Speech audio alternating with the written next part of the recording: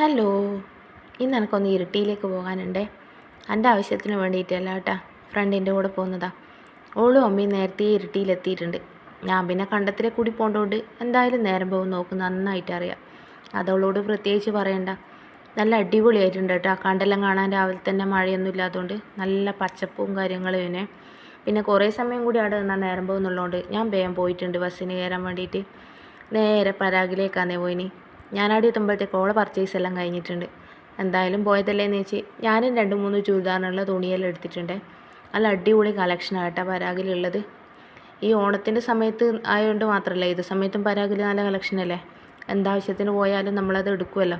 പിന്നെ അത്യാവശ്യം അടുത്ത കഴിഞ്ഞുകൊണ്ട് പിന്നെ കുറച്ച് ഫാൻസി വാങ്ങാൻ വേണ്ടിയിട്ട് കയറിയിട്ടുണ്ട്.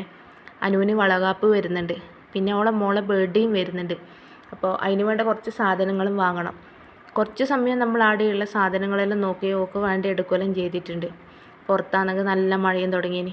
രാവിലെ വരുമ്പോഴൊന്നും മഴയില്ലാത്തതുകൊണ്ട് കുഴപ്പമില്ലേന്. പക്ഷേ മഴക്കാലത്ത് പിന്നെ മഴ പെയ്യാണ്ടിരിക്കില്ലല്ലോ അല്ലേ. അത് കഴിഞ്ഞ് നമ്മൾ നേരെ ചായ കുടിക്കാമെന്ന് വിചാരിച്ച് പോയി. പഴംപൊരിയും ചായക്കുവാനേ പറ്റുള്ളത്.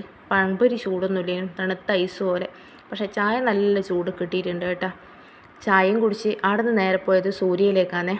ഓൾക്ക് കുറച്ച് ഡ്രസ്സ് എടുക്കണം. വളകാപ്പിൻ്റെ മാത്രമല്ല, ഓണമെല്ലാം വരുന്നില്ലേ. അപ്പോൾ അമ്മക്കുള്ള സാരിയും കാര്യങ്ങളെല്ലാം എടുക്കണം എന്ന് പറഞ്ഞിട്ട് പോയതാണേ.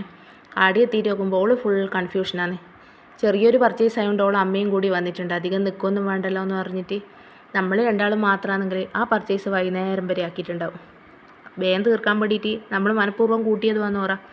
അപ്പോൾ പിന്നെ അത്യാവശ്യം അവർക്ക് വേണ്ട സാധനങ്ങളെല്ലാം എടുത്തിട്ട് അവർ രണ്ടാളും കൂടി തില്ലങ്കേരി ബസ് കയറാമെന്ന് പറഞ്ഞിട്ട് പോയിനി. പിന്നെ അപ്പോൾ അവിടെ എല്ലാവരും കൂടി ഇരിട്ടി ബസ് തലശ്ശേരി ബസ് കയറിയിട്ട് അവർ ഉളിയിലിറങ്ങി. ഞാൻ നേരെ പഴശ്ശിയിലേക്ക് പോകാമെന്ന് ചെയ്തിന്.